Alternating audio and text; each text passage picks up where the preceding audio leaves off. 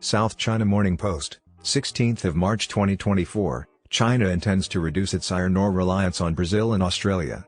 Africa is crucial. The most formidable obstacle to Chinese ambitions is the extensive supply route and the absence of U.S. Navy protection along Chinese commerce routes. Sierra Leone, a small nation situated along the Atlantic coast of Africa, is an integral component of China's ambitious strategy to wean itself off its reliance on Australia and Brazil for iron ore. Australia and Brazil provide over 80% of China's iron ore, but Beijing wishes to mitigate the risk associated with this supply. Furthermore, achieving this objective is contingent upon the West African nations' collaboration with Guinea, Liberia, Cameroon, and Congo-Brazzaville, among others. The Tonkolili iron ore mine in the northern province of Sierra Leone is undergoing construction of a $12 million tonne iron ore processing facility by Leone Rock Metal Group, a subsidiary of the Chinese mining and metals company China Kingho Energy Group. The project is estimated to cost $230 million. An estimated 13.7 billion tons of iron ore are present in the mine.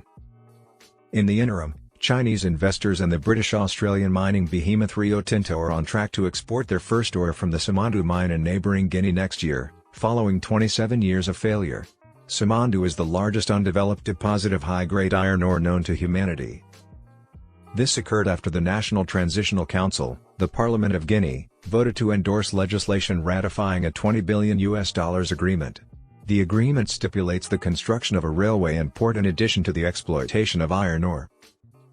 Baowu Group, a Chinese state-owned enterprise that manufactures steel, has also consented to invest in the enormous undertaking, which possesses a capacity of 120 million tons per year. Chinese firms are also investing in the Mbalam-Nabiba project, which will develop vast iron ore deposits in Cameroon and the neighboring Congo-Brazzaville in central West Africa. Furthermore, a consortium of Chinese companies is investing in the Guarajabilit iron ore mine, which is situated in the Tindouf province of western Algeria. In December, Baowu commenced shipping its initial iron cargo from its principal project, Bomi, in Liberia. Opinions indicate that these African mining ventures are a component of China's Foundation Plan for Iron Ore, which seeks to mitigate the country's dependence on Australia and Brazil for the resource. CRU Group's principal analyst in iron ore, Liz Gao, stated that China's investment in Africa aimed to increase the variety of iron ore suppliers. She further noted that iron ore exported via sea from Australia and Brazil comprised approximately 80% of the worldwide total. Gao stated, China's long-term objective is to strengthen its position in the global iron ore trade by acquiring a larger ownership stake in overseas iron ore supply. This is in line with the country's vast overseas investment. At this time, we estimate that approximately 5% of the world's iron ore supply is under Chinese ownership. Gao lamented that a significant portion of this material was among the most expensive on the planet. Consequently, it was unsurprising that Chinese steel manufacturers sought out more competitive assets, such as Simandou. Associate Professor Lauren Johnston of the China Studies Center at the University of Sydney concurred that China's investments in Africa demonstrated its resolve to mitigate the risk associated with its iron ore supplies. She stated that China's primary objective was to decrease its dependence on Australia, its largest supplier. Despite the decline of China's real estate development and mass infrastructure growth, the country was intensifying its efforts to promote high value-added manufacturing. Johnston stated, this agenda would benefit greatly from the Simandou deposit in Guinea, which contains the highest grade iron ore in the world. She stated that the increased expense of transporting iron ore from West Africa to China favored Australian iron ore, which explains the significance of ports in the development of Africa. Just outside Lagos, China has constructed a megaport called the Lekki Deep Sea Port in Nigeria. According to Johnston, the port would likely be utilized to receive smaller cargo vessels transporting iron ore from Sierra Leone and Guinea to China, where it would subsequently be loaded onto larger cargo vessels. Johnston stated, freighter size has always been the determining factor in Australia's cost competitiveness relative to Brazil, the current second-largest supplier of iron ore to China.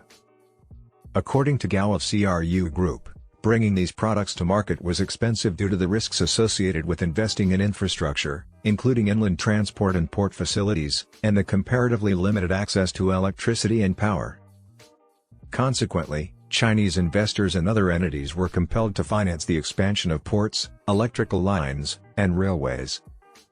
In addition to ownership disputes and political instability in Guinea, The absence of a railway to transport the ore to the harbors caused numerous delays at the Simandou mine. Consequently, the involved parties collaborated to develop the necessary infrastructure. Leone Rock Metal Group is allocating $153 million to Sierra Leone to enhance the railway and port infrastructure in Pepple, a coastal community from which bulk iron ore is exported. Gao stated that once Simandou became operational, it would likely displace some iron ore cargoes from Brazil and Australia to China, although those countries would retain their dominant position. We believe that lesser, high-cost suppliers located a considerable distance from their customers will bear the brunt of the consequences. Unfortunately, this includes mines that the Chinese own, Gao stated. She estimated that Simandou would supply the market with 120 million tons of iron ore annually, making Guinea the world's third-largest exporter of iron ore. According to Gao, Simandou's high-grade ore would be favored when steel margins were favorable. At this time, when steelmakers are grappling with slim profit margins, they would continue to choose lower-grade ores to maintain productivity levels, therefore, Australian ores are preferable, she explained. Gude Moore, former Liberian minister and senior policy fellow at the Center for Global Development in Washington, stated that Beijing was unwilling to relinquish its position as the world's leading steel producer. China's determination to maintain its lead in steel production is evident. This may be a component of its strategy to counteract its economy's deceleration. Moore stated that China was tripling down on manufacturing due to the deceleration in the Chinese real estate industry and infrastructure completion. Access to minerals and other inputs for manufacturing could be a component of their strategy, he said. However, this appears to be an unlikely near-term strategy. In addition, he mentioned the dispute between China and Australia. It was not only a significant trade associate of China but also a security partner of the United States. Consequently, the imperative to diversify supply sources was concurrently economic and national security related. Moore stated, Africa is relatively amicable toward China, and one could imagine that African sources could serve as a suitable substitute or backup for Australian ones. 2020 marked a deterioration in bilateral ties between China and Australia following the former administration's demand for a global inquiry into the source of the coronavirus. As a result of the dispute, Beijing levied tariffs on various Australian goods, such as livestock, wine, barley, and seafood. After Prime Minister Anthony Albanese's ascension to office in 2022, relations eased to some degree. Johnston of the University of Sydney further observed that over the next 2 decades or so, the majority of steel demand will likely transfer to Africa due to the continent's need for infrastructure such as highways, bridges, railways, housing, trains, and automobiles. A more significant proportion of the iron ore may remain in Africa, a circumstance for which Chinese corporations have already begun to make arrangements. Dinson Iron and Steel Company, a subsidiary of Tsingshan Group, a Chinese manufacturer of stainless steel and nickel, is constructing a $1.5 billion steel mill in Manhise, south of Harare, Zimbabwe. Moreover, during a state visit to Beijing earlier this month, Sierra Leone President Julius Maada Bio was accompanied by a commitment from China Kingho Energy Group, a prominent privately owned energy conglomerate in China, to establish a steel facility in Sierra Leone dedicated to iron ore processing by the year 2025. Johnston indicated that the proportion of iron ore exported to East Asia may decline compared to the past few decades. She added that this was contingent upon the cost of electricity, economic expansion rate, and African steel production.